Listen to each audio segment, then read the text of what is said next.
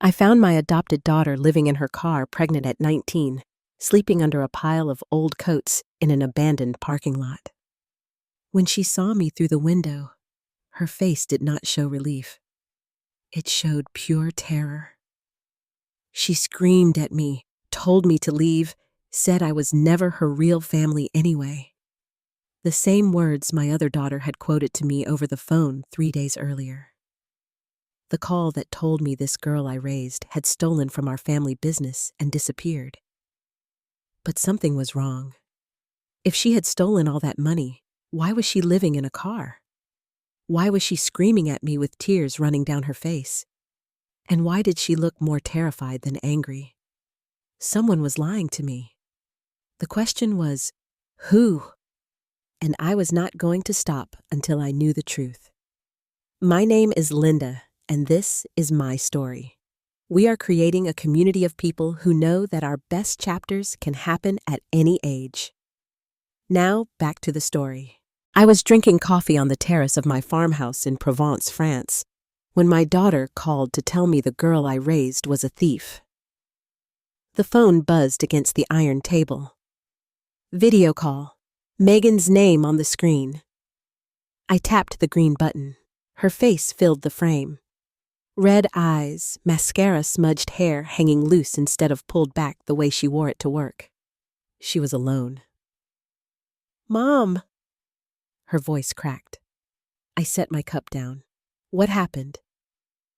"It is Emily." She pressed her hand to her mouth, pulled it away. "She has been stealing from the company. A lot of money. We caught her." The word hung there between us like something physical. Stealing. Andrew found the proof. Bank transfers, fake invoices. She has been doing it for months. Megan's face twisted. She left a note. "Mom, she said we were never her real family anyway." My chest went tight. 19 years old. I had raised her since she was 10 when my best friend Diane died and made me promise to take her in.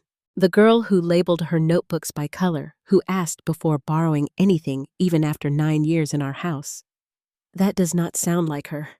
I did not want to believe it either. Megan's voice went sharp. "I knew we could not trust her, Mom. You always saw the best in her, but I saw this coming." I opened my mouth. Nothing came out. Andrew showed me everything. The company leadership voted to fire her immediately. We had no choice.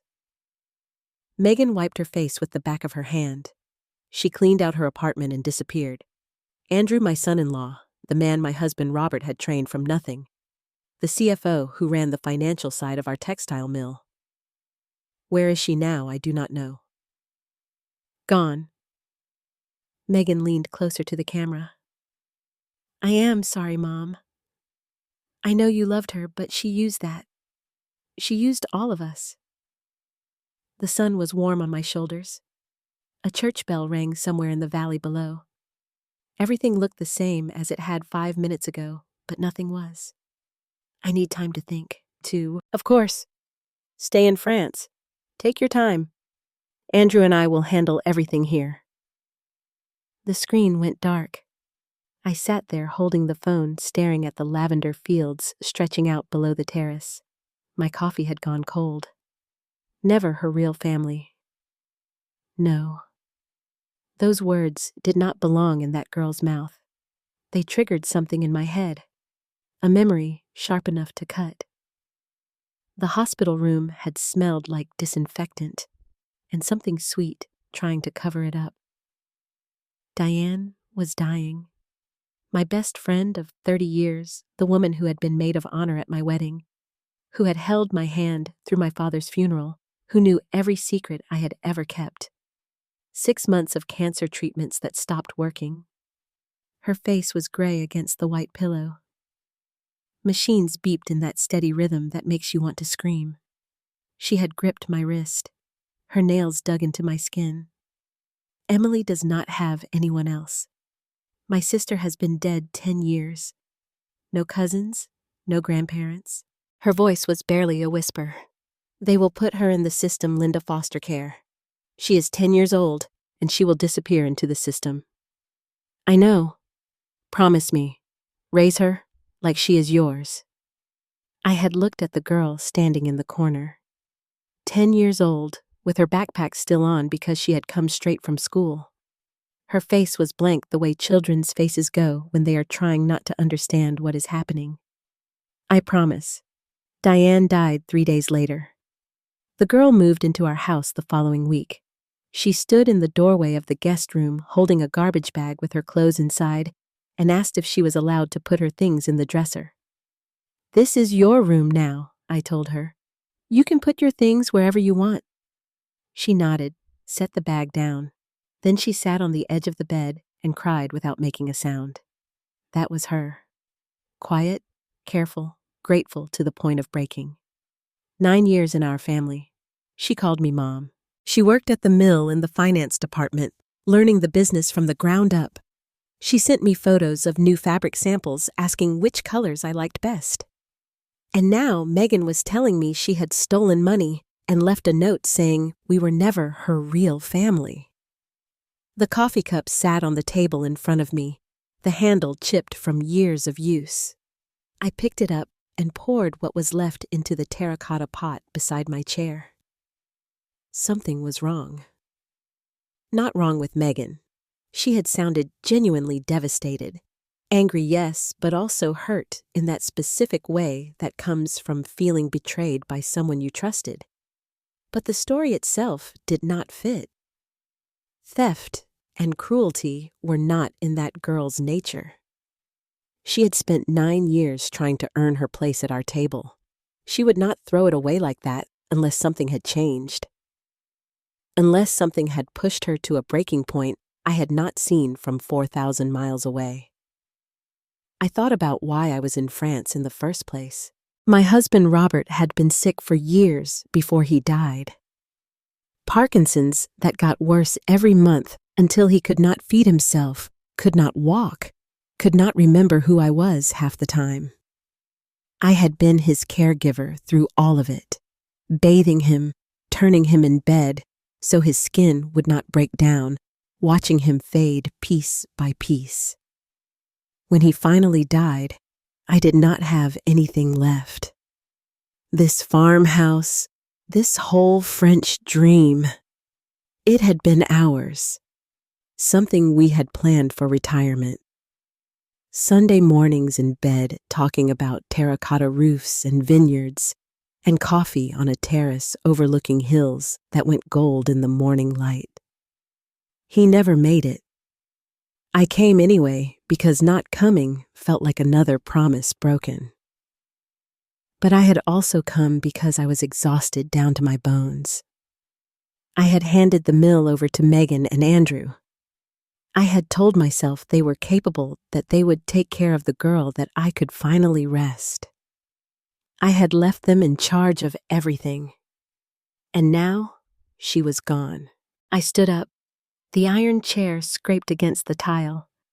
Inside the farmhouse, I walked through the cool stone hallway to the bedroom where I had left my laptop on the desk. I opened it and typed in a name I had not used in 5 years. A private investigator.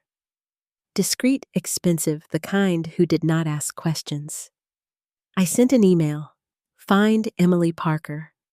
Do not let Megan or Andrew know you are looking. I hit send. Then I opened a new tab and searched for flights. The earliest one left tomorrow morning. 1 layover. I booked it with the credit card I kept separate from the business accounts. The one Megan did not have access to. Done. I closed the laptop and walked back through the house to my bedroom.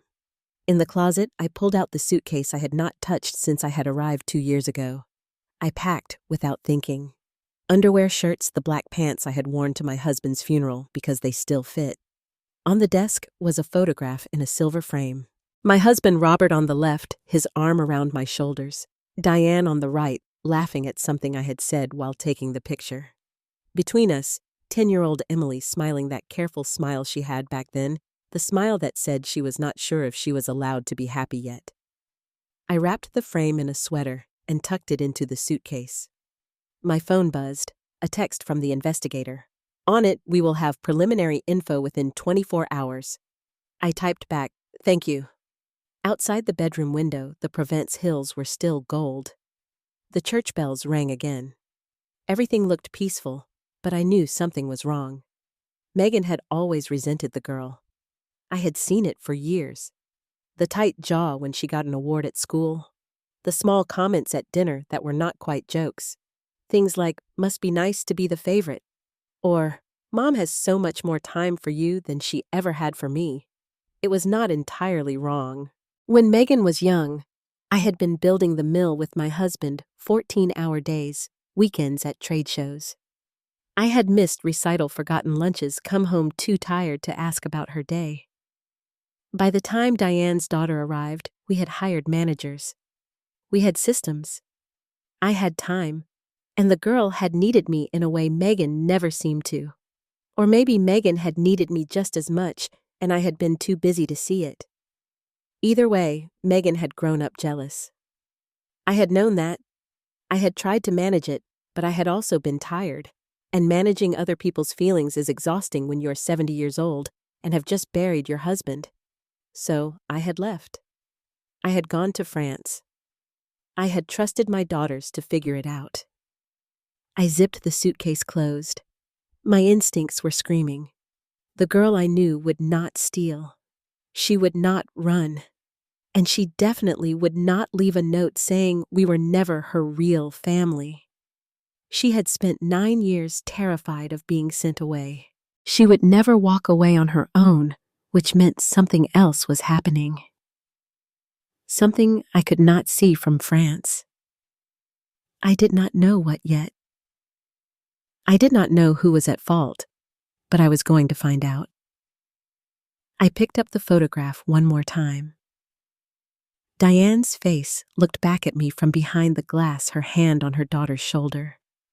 That smile she had had before the cancer took everything. Promise me, I am coming, I said to the empty room, to Diane, to the girl I had sworn to raise as my own. I set the frame down and carried my suitcase to the front door. Tomorrow morning, I would be on a plane. By tomorrow night, I would be back in the States, and I was going to find her. The flight took 11 hours with a layover in Paris Charles de Gaulle. I did not sleep.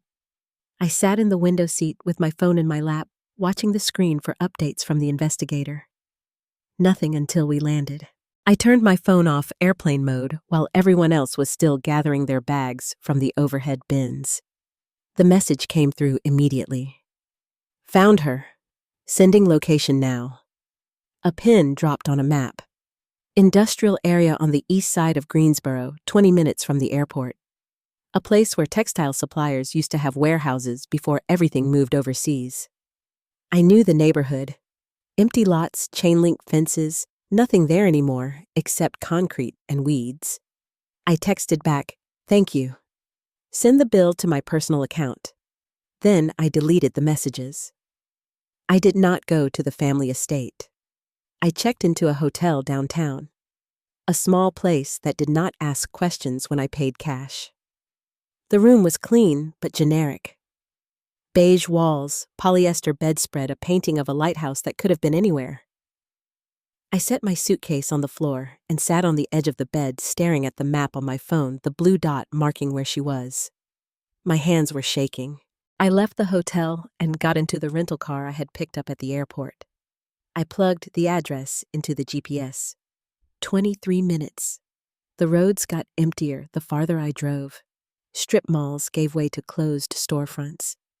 Then vacant lots with for lease signs that had been there so long the ink had faded.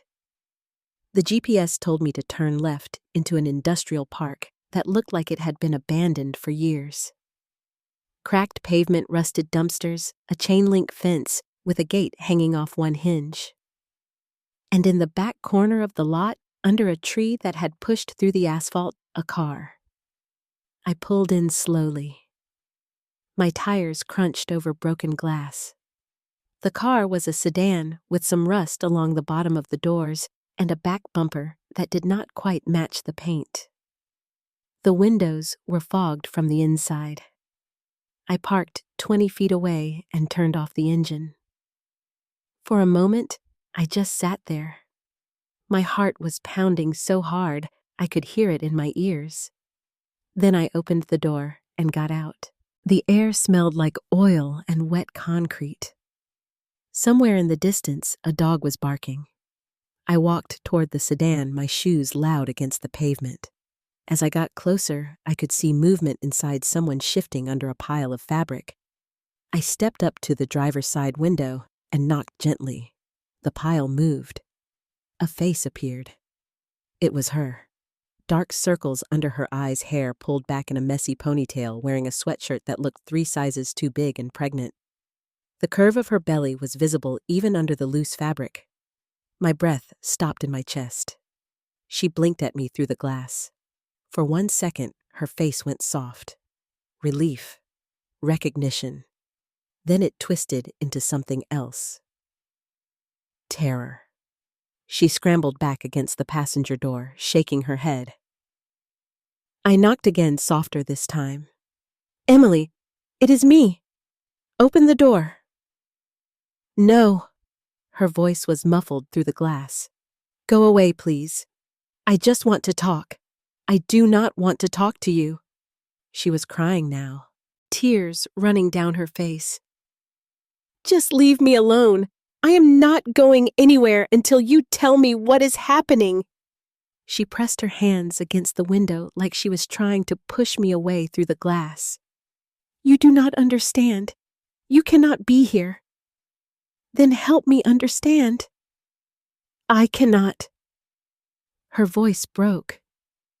"Just go, please." I reached for the door handle. Locked. "Emily, you were never my real family anyway." The words came out like something she had been holding in her mouth too long. Sharp, painful. "Okay, is that what you wanted to hear? You were never my real family. I do not need you. I do not want your help." She was shaking. Her whole body was shaking. "I do not believe you. I do not care what you believe." She turned away from me, curling up against the passenger door. "Leave me alone." I stood there for a long moment, my hand still on the door handle, the window between us, fogging up from her breath.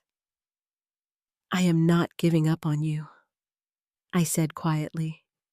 She did not answer. I walked back to my car. My legs felt weak. I got in and sat there with my hands on the steering wheel, staring at her through the windshield. She was 19, pregnant, living in a car, and she had just screamed at me using the exact same words Megan had quoted on the phone. For a moment, everything Megan had said felt possible. Maybe she really had stolen the money. Maybe she really did resent us. Maybe I had been wrong about everything. But then I thought about the way her face had looked before the terror set in. That 1 second of relief when she saw me, and I thought about something else. If she had stolen money, why was she living in a car? A thief does not end up homeless. A thief runs with the money, disappears to another state, buys a plane ticket. A thief does not sleep in a parking lot in November. Pregnant, wearing a sweatshirt with holes in the sleeves. I started the car and drove out of the lot. In my rearview mirror, I could see her sedan getting smaller, the fogged windows, the mismatched bumper.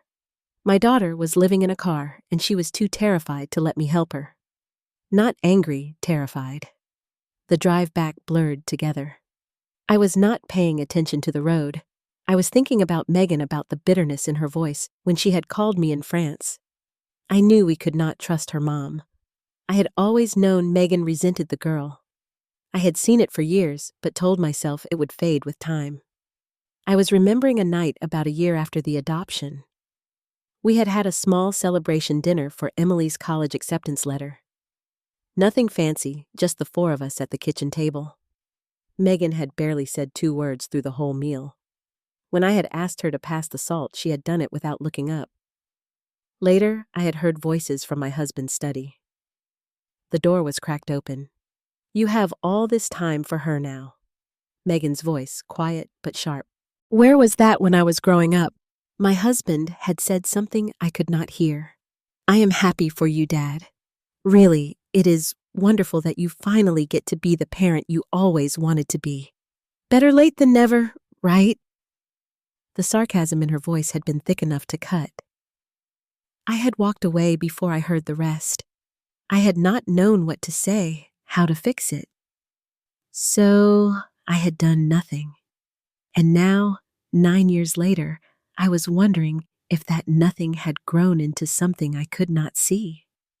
I pulled into the hotel parking lot and turned off the car. But it did not make sense.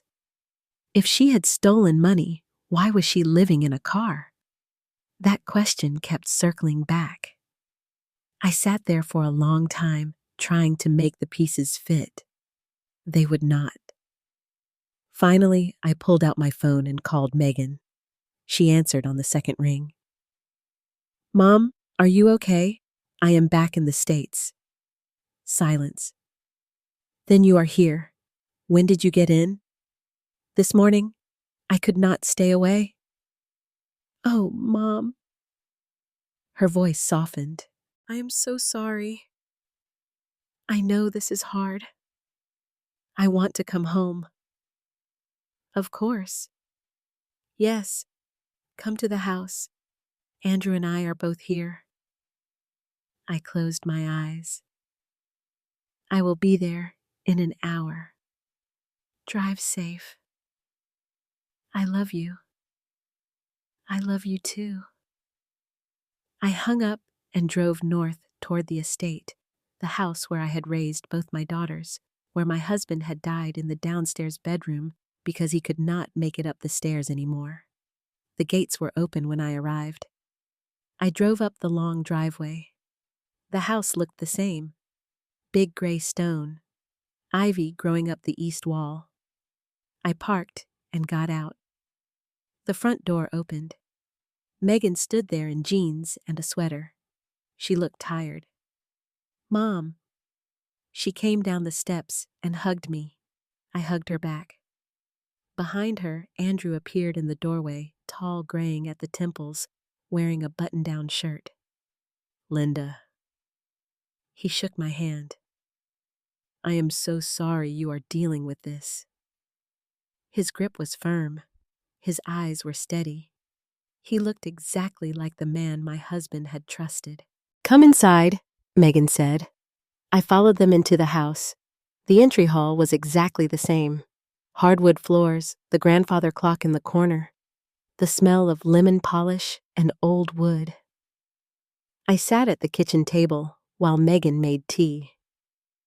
Andrew excused himself to take a work call. "How are you holding up?" Megan asked. "I do not know yet."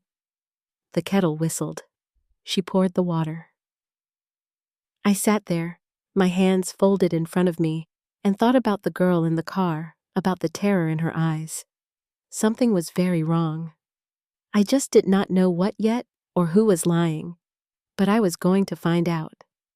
That night, I unpacked in the guest room my own house, but I was staying in the guest room because Megan and Andrew had moved into the master bedroom after I left for France. It made sense. They had been living here managing the business, taking care of the property, but it still felt strange, like I was a visitor. The room was exactly how I had left it. Blue wallpaper, white curtains, a dresser with brass handles that stuck when you pulled them. I put my clothes away slowly, listening to the sounds of the house. Megan's voice downstairs talking on the phone. Water running in the kitchen, the creak of floorboards in the hallway. I sat on the edge of the bed and looked at the photograph I had unpacked. My husband, Diane Young Emily. The faces stared back at me. I set it on the nightstand and lay down without changing clothes. I was exhausted, but I could not sleep. Every time I closed my eyes, I saw her face through the car window, the terror in her eyes. The next morning, Megan made breakfast. Scrambled eggs, toast, coffee that was too weak, but I drank it anyway. Andrew had already left for the office.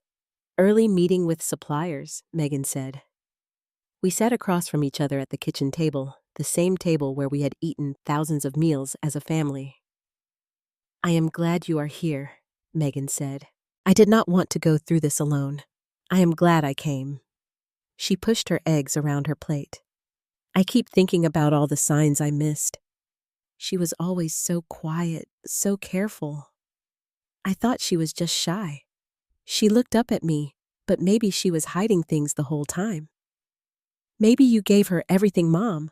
A home, a family, a job at the company, and this is how she repays you. I nodded and took another sip of coffee. She has always been ungrateful, Megan continued. I know that is hard to hear, but it is true. She never appreciated what she had. I wanted to argue to defend her, but I was supposed to be the heartbroken mother who believed the story, so I stayed quiet. Over the next few days, I fell into a routine. Breakfast with Megan, long stretches of time alone while she and Andrew went to the office dinners where Andrew was polite and helpful and mostly silent. He asked how I was holding up. He offered to handle anything I needed. He talked about the business in that calm, competent way my husband had always admired. One night at dinner, while Megan was getting dessert from the kitchen, Andrew leaned forward. I am sorry you have to deal with this, Linda. Your husband would have hated seeing you hurt like this. The mention of my husband caught me off guard. He trusted you, I said. I know. I tried to live up to that. Andrew's voice was steady, sincere. He gave me everything, taught me the business from the ground up. I would not be where I am without him. I remembered my husband saying almost the same thing years ago. We had been in his study going over the books. He had just promoted Andrew to CFO. Do not worry, Linda. If anything ever happens to me, Andrew will take care of everything. He is the son I never had. My husband had smiled when he said it. Proud. I had believed him then. Andrew had been the perfect protege, smart, hardworking, loyal. Now I looked across the table at him and wondered if my husband had been wrong, or if I was wrong for doubting him. Megan came back with coffee, and the moment passed. On the fourth day, I told Megan I was going for a walk. I needed airtime to think. She nodded and said to take my time. I walked upstairs, instead down the hallway to the room that used to be Emily's. The door was closed. I opened it slowly. The room looked exactly like she had left it. The bed was made.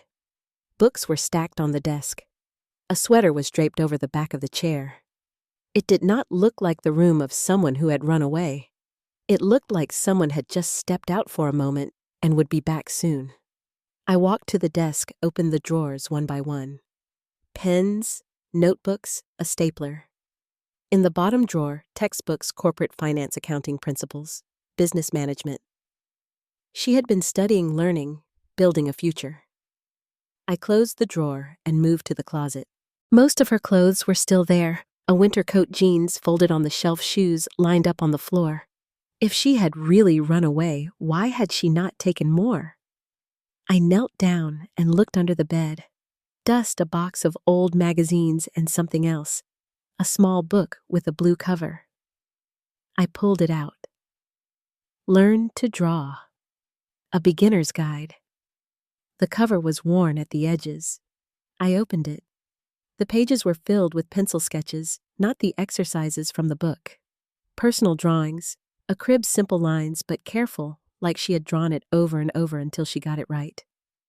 Baby clothes, tiny shirts with buttons, little pants with elastic waistbands, a mobile with stars hanging from strings, booties so small they could fit in the palm of my hand.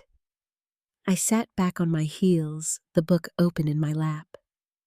These were not the drawings of someone planning to run away. These were the drawings of someone preparing, someone excited, someone making a life. She had been pregnant and happy about it. And now she was living in a car, too terrified to let me help her. I closed the book and stood up.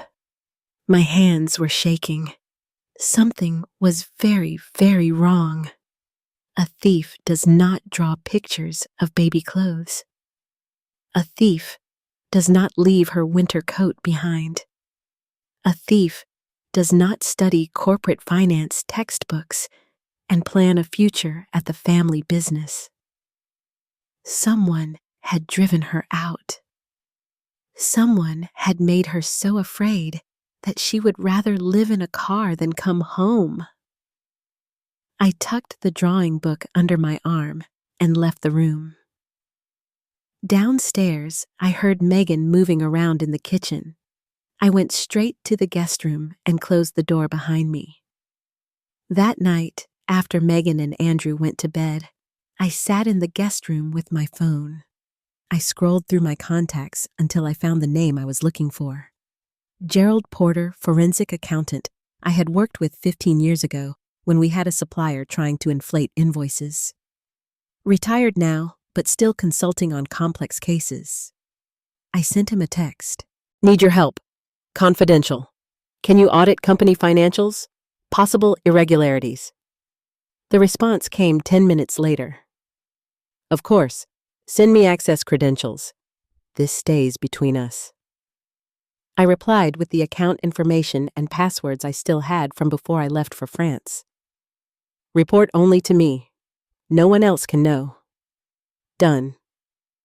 I set the phone down and picked up the drawing book again, flipped through the careful sketches, the tiny booties. A girl planning for her baby does not steal money and run. Something had happened. Something had pushed her out. And I was going to find out what. I was setting a trap. I just did not know yet who would be caught in it. Gerald sent the report 4 days later. I was sitting in the guest room when my phone buzzed, an email with a PDF attachment. The subject line was blank. I opened it. The first page was a summary. Short sentences, numbers that did not make sense until I read them twice. Systematic embezzlement over 26 months. Approximately $900,000 diverted through fake invoices and shell companies. Wire transfers to offshore accounts in the British Virgin Islands. Additional transfers to personal account of junior executive named Lauren Pierce. Property purchase in Belize, registered under shell company controlled by Andrew Bennett. Value, $470,000.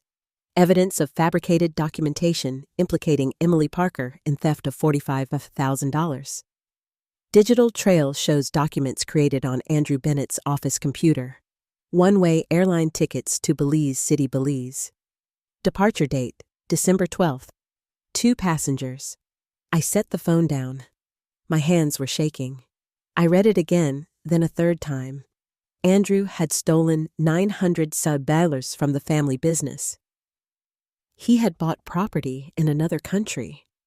He had booked one-way tickets for himself and someone else. And he had framed Emily. I picked up my phone and called the private investigator who had found Emily in the parking lot. I need you to investigate someone Lauren Pierce, junior executive at our textile mill. I need to know her relationship with my son-in-law. Everything you can find. This will take a few days. That is fine. Be thorough. I hung up and sat there staring at the wall. The next 3 days were the hardest of my life. I ate breakfast with Megan, made small talk with Andrew, smiled when I was supposed to smile, and the whole time I knew what he had done. On the 3rd day, Andrew mentioned he had an overnight trip to meet with fabric suppliers upstate. He would be gone until the following evening. That is fine, Megan said. Mom and I can hold down the fort. He left early the next morning. I watched from the guest room window as his car pulled down the driveway. An hour later, the investigator called. Lauren Pierce, 28 years old, started at the mill 3 years ago, currently assistant controller. He paused. She has been involved with Andrew Bennett for at least 20 months. I have surveillance photos, hotel records, phone records showing frequent contact credit card receipts from restaurants and weekend trips. Send everything already in your email. I opened my laptop. The photos loaded one by one. Andrew and Lauren leaving a hotel, his hand on her back. Andrew and Lauren at a restaurant 2 towns over, holding hands across the table. Andrew and Lauren in a parking lot kissing. I printed everything. The forensic report, the photos, put them all in a folder. Then I went downstairs and waited. Megan came home around 6. I heard her car in the driveway, the front door opening, her footsteps in the hallway. I met her in the kitchen. "Is Andrew here?" I asked. "No, he is still upstate. Why I need to talk to you alone upstairs?" She looked at me. Something in my face must have warned her because her expression changed. "What is wrong?" "Come with me." We went to my room. I closed the door and handed her the folder. "What is this? Just look." She opened it. The first thing she saw was the photo of Andrew kissing Lauren in the parking lot. Her face went white. She flipped to the next photo, then the next. Her hands were shaking. Oh my God. Her voice was barely a whisper. "Lauren from accounting?" "Yes." She sat down on the edge of the bed. She was still holding the folder, but she was not looking at it anymore. "How long?" "At least 20 months." She nodded slowly, like she was processing information that did not quite fit together yet. "There is more," I said quietly. She looked up at me. "Keep reading." She turned to the next page, the forensic report. I watched her face as she read. Embezzlement shell companies, offshore accounts, $900,000. Property in Belize, one-way tickets. And then the last section, evidence Emily was framed. Megan read it twice. Then she set the folder down very carefully on the bed beside her. "He framed her." "Yes." "Emily did not steal anything." "No." Megan's face crumpled. She pressed her hands over her mouth and started crying. I sat down next to her, put my arm around her shoulders. She cried for a long time. I did not say anything. There was nothing to say. Finally, she wiped her face with her hands. I believed him. Her voice was raw. He told me Emily stole from us, and I believed him. I said terrible things about her. I told you she was ungrateful and dishonest, and I believed every word. He is very good at lying. I wanted to believe it. She looked at me. That is the worst part. Some part of me wanted her to be guilty because it meant I was right. All those years of feeling like she did not deserve what she had. And when he told me she had stolen from us, it felt like proof. You did not know I should have known.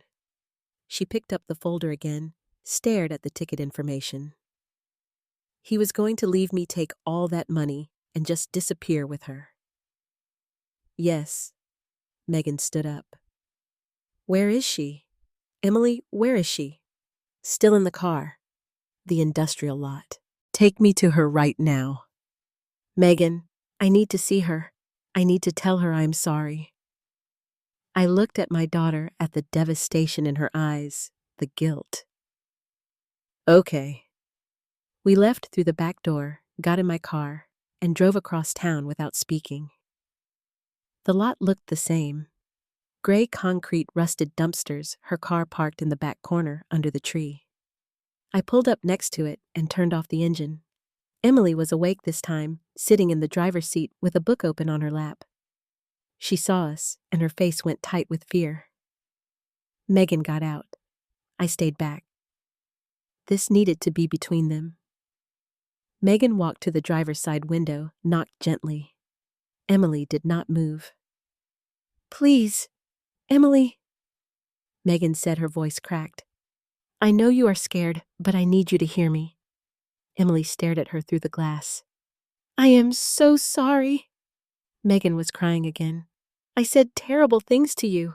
I believed lies about you, and I was cruel to you for years before that, because I was jealous and bitter, and I made you feel like you did not belong. Emily's hand moved toward the door lock. Stopped. Andrew framed you. We know everything. The embezzlement, the affair, the fake evidence.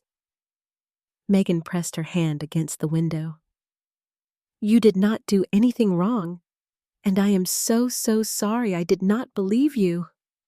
The lock clicked. Emily opened the door slowly. She got out, standing there in the parking lot, pregnant and thin and exhausted. Megan reached for her, and Emily collapsed into her arms. They both cried. I stayed by my car, giving them space. After a few minutes, I walked over. Emily looked at me over Megan's shoulder. Her face was streaked with tears. "He said if I told anyone, he'd have me arrested." Her voice was barely a whisper. "He said I would go to prison and they would take my baby away." I did not know what to do. "You are safe now," I said. "I am sorry I pushed you away. I am sorry I said those things. I know you did not mean them." She pulled back from Megan and looked at both of us. "I always felt like I owed you everything. When he told me I had ruined everything by getting pregnant and discovering what he was doing, I believed him, because I had spent 9 years being afraid I would do something wrong and you would send me away." Megan's face crumpled again. "That is my fault. I made you feel that way. Not just you." Emily wiped her eyes. "It is what happens when someone takes you in. You spend the rest of your life trying to earn your place. You never had to earn it. I said your mother was my best friend. I loved you because you were hers and because you became mine." Emily nodded, but I could see she did not quite believe it yet. "We are going to fix this," Megan said. "All of it.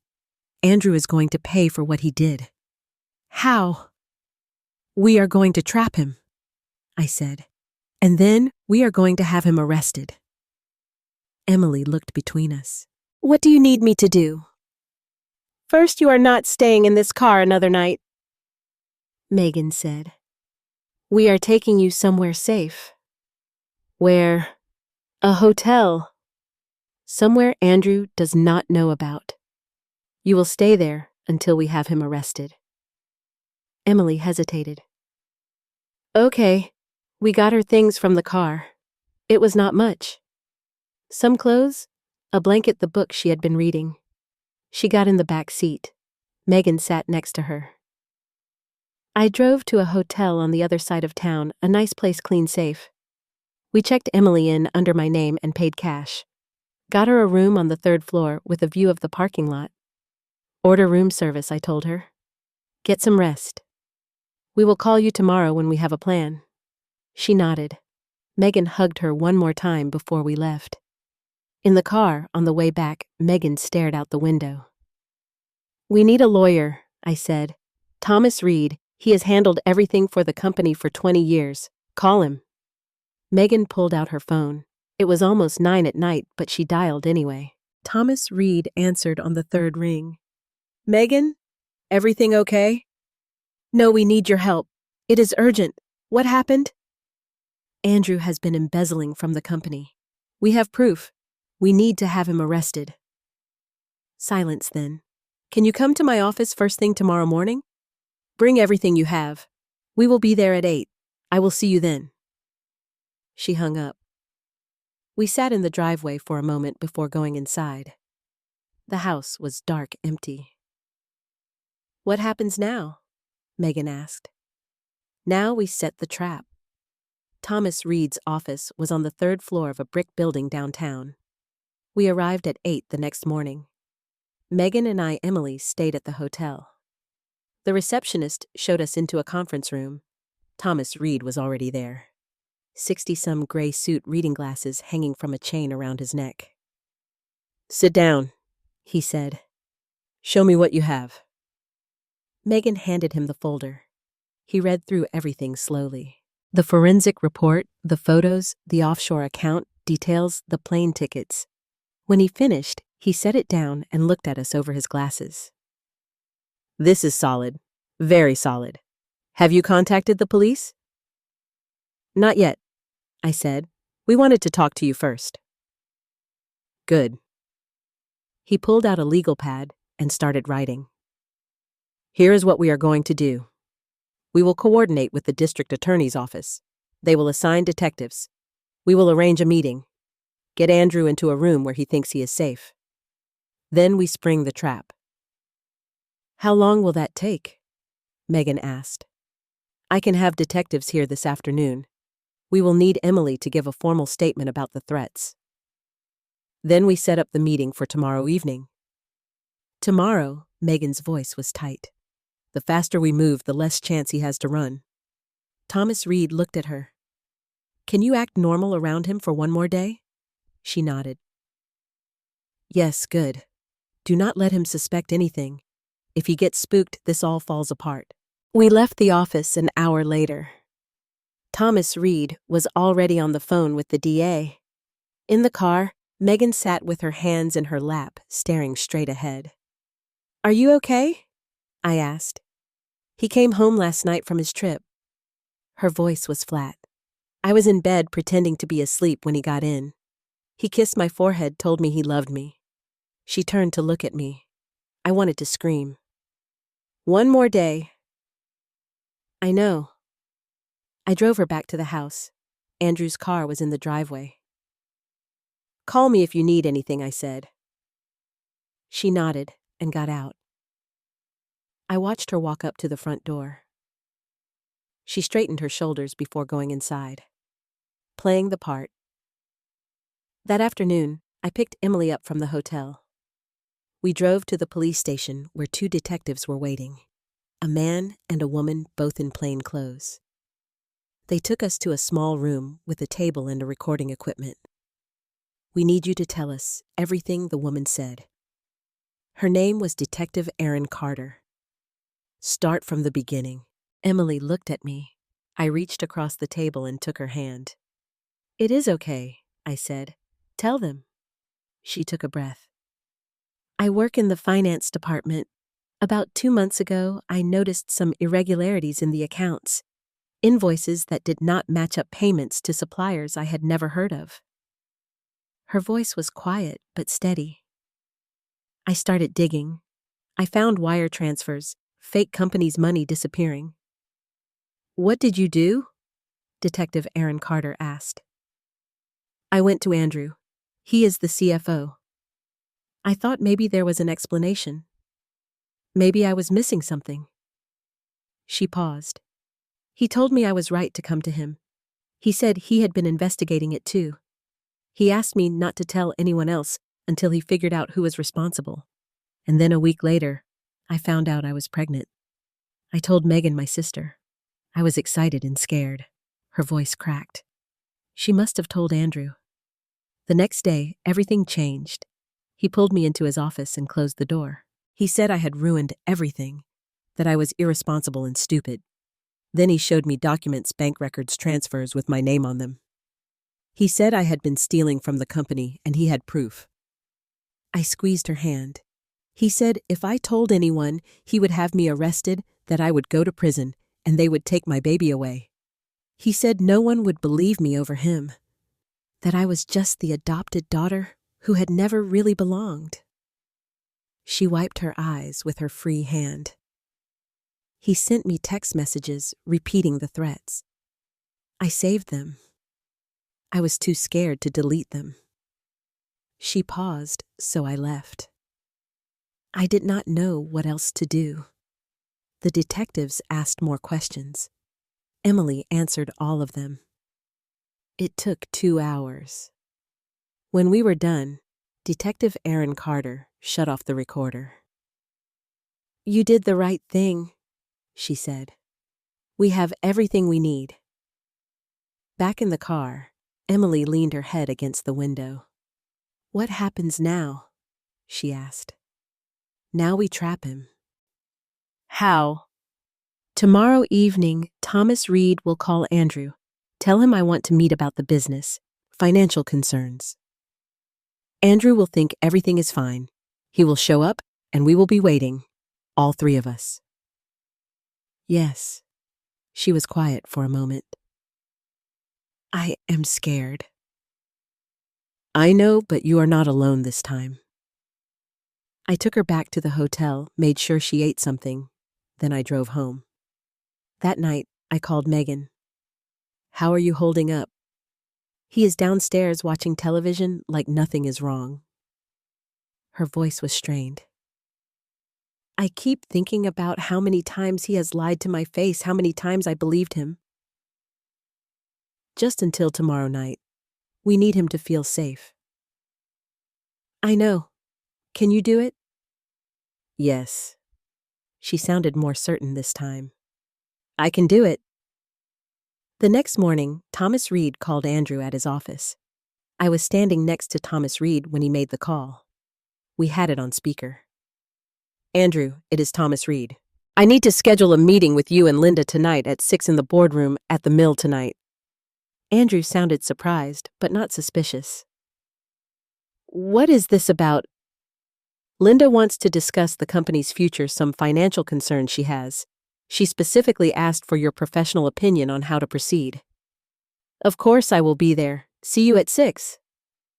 Thomas Reed hung up and looked at me. He took the bait. Now we wait. That afternoon, Emily and I met the detectives at the mill. They set up in the conference room next to the boardroom, close enough to hear everything, close enough to move fast. We sat at the long table, Emily between us. The detectives were in the next room listening. We waited. At 6, exactly. Footsteps in the hallway. The door opened. Andrew walked in, briefcase in hand, confident smile. Then he saw Emily. He froze. His smile disappeared. What is this? He looked at me, then at Megan, then back at Emily. What is she doing here? Sit down, Andrew, I said. His face was changing confusion, shifting to calculation. Linda. I do not know what she has told you, but sit down. He stayed standing. She is a thief. She stole from this company from your family. Why is she even here? Because she did not steal anything, Megan said. Her voice was steady. You did. The color drained from his face. The door behind him opened. Detective Erin Carter and her partner walked in. Andrew Bennett, Detective Erin Carter said. He spun around. It is over, Andrew, I said. Detective Erin Carter moved to the table. She laid out the forensic report, then the bank statements, the offshore account records, the property deed in Belize, the plane ticket, systematic embezzlement over 26 months, she said. 900,000 wire transfers to Lauren Pierce and to offshore accounts in the British Virgin Islands, fabricated evidence framing Emily Parker. She looked at him. We have everything. Andrew stared at the documents. Then he looked at me. This is a misunderstanding. Linda, you know me. Your husband trusted me. I would never. You told me if I said anything, you would make sure I lost my baby. Emily's voice cut through his lies. Quiet, but clear. He turned to her, his face twisted. You have no proof of that. Actually, Detective Erin Carter said, we have the text messages you sent her. Ms. Parker saved them, and we have her detailed testimony about your threats. His jaw clenched. Megan stood up. She walked around the table until she was standing right in front of him. You did not just steal money, she said. Her voice shook, but she kept going. You used me. You knew I was jealous of her. You knew I resented her, and you used that. You made me believe my sister was a criminal. You turned me into a weapon against my own family. He reached for her. Megan, please. I did this for us, for our future. She stepped back. Do not you dare. There is no us anymore. There never was. You are already planning your future with her. His hand dropped. The other detectives stepped forward with handcuffs. Andrew Bennett, you are under arrest for embezzlement, fraud, and witness intimidation. Andrew's face went from white to red. This is insane. You cannot prove any of this. I will fight this. I will. The detective pulled his arms behind his back, snapped the cuffs on. "You have the right to remain silent." Andrew looked at the three of us standing there together, his face filled with rage and something else. Fear. "You will regret this," he said. "All of you." "I do not think so," I said. They led him out, his footsteps echoing down the hallway, the elevator doors opening, then silence. The three of us stood there, not moving, not speaking. Outside the windows, the city lights were starting to come on, the sky fading from blue to purple. I reached for both my daughter's hands, Emily on my right, Megan on my left. They held on. We stood there together in the boardroom where my husband and I had built this company, where we had made decisions and signed contracts and planned for a future we thought we understood. The future looked different now, but we were still standing. And we were standing together. We left the boardroom together that night, walked out to the parking lot under streetlights that made everything look softer than it was. Emily came home with us, not to a hotel home. She moved back into her old bedroom, the one with the books still stacked on the desk, and the winter coat still hanging in the closet like she had never left. But everything felt different now, lighter. The house did not hold its breath anymore. Over the next few weeks, we settled into a new rhythm. Breakfast together. Megan and I taking turns driving Emily to doctor appointments. Long evenings in the living room where we did not talk much but sat together anyway. Megan started therapy twice a week at first, then once. She came home from those sessions quiet. Sometimes her eyes were red. One night, she knocked on Emily's door. I was walking past and heard her voice through the wood. "I am sorry. I know I have said it before, but I need to say it again. I was cruel to you for years, and I am sorry." Emily's voice was softer. "I know. I am trying to be better. I can see that. It was not perfect, but it was honest." The baby came in March, a cold Tuesday morning, when the sun was just starting to come up. Megan and I were both in the delivery room, standing on either side of Emily while she gripped our hands hard enough to bruise. When they placed the baby on her chest, she cried. We all did. He was small, pink, perfect. "You are his family," Emily said, looking between us, tears running down her face. "Both of you. You saved us." "What are you going to name him?" Megan asked. Emily looked down at the baby, then at me. "Robert, after your husband, the man who started all of this." My throat closed. I could not speak for a moment. He would have loved that. I finally managed. "I know." Over the months that followed, the house filled with new sounds, a baby crying at 2 a.m, cooing from the nursery laughter when Megan made faces to get him to smile. I taught Emily how to read balance sheets the way Robert had taught me. We sat at the kitchen table with spreadsheets spread out between us while the baby slept in his carrier on the floor. Megan showed her how to present to the board, how to hold the room, how to answer questions without sounding defensive. They worked well together. Better than I had expected. The company did not just survive, it grew. New contracts, new markets, the kind of growth that comes when people care about what they are building. Megan started a charitable foundation using some of the recovered funds from Andrew's accounts. She focused on helping women in crisis, single mothers, women fleeing bad situations. She threw herself into it with the same intensity she had once thrown into her jealousy. "I cannot fix what I did to Emily," she told me one day. "But maybe I can help someone else's sister." 5 years passed. It is Tuesday afternoon now. I am sitting in my office at the mill going through quarterly reports. The numbers are good, better than good. I am 75 years old now, but my mind is still sharp. Sharp enough to know when to step back. Through the glass wall of my office, I can see into the conference room. The board meeting is in session. Megan and Emily are presenting together. They are talking about expansion plans, a new line of organic cotton bedding. They move around each other easily. Emily pulls up a slide. Megan explains the market research. They finish each other's sentences. One of the board members says something. They both laugh. The meeting wraps up. Paper shuffled, chairs pushed back. In the corner of the conference room, Robert is sitting on the floor with a coloring book. 4 years old now. Dark hair like his mother. Curious eyes like his grandmother.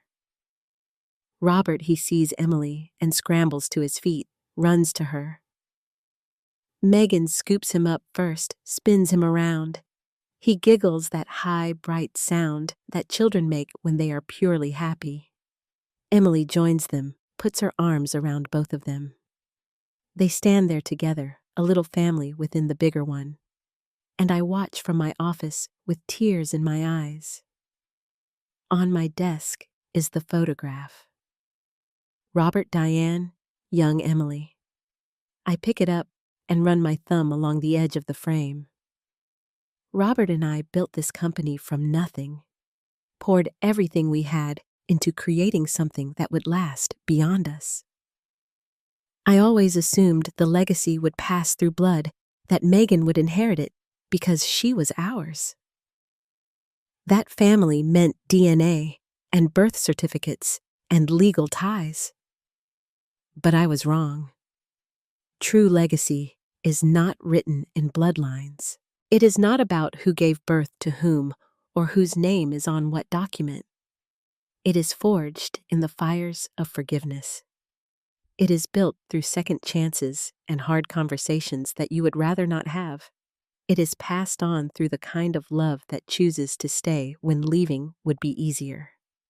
My daughters are teaching me that every single day.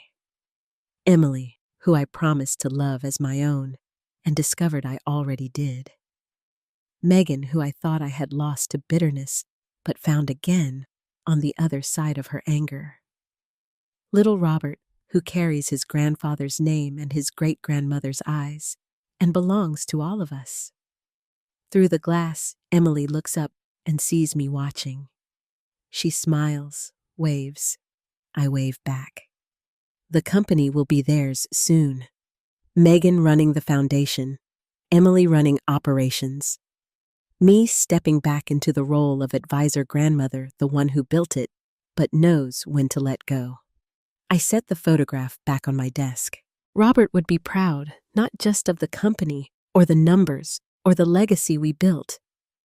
He would be proud of this, of the family we chose. And I could not be prouder either. So that is my story. I would love to hear what you think. If you were, Emily, would you have forgiven Megan after everything she did? Let me know in the comments and subscribe for more stories like mine.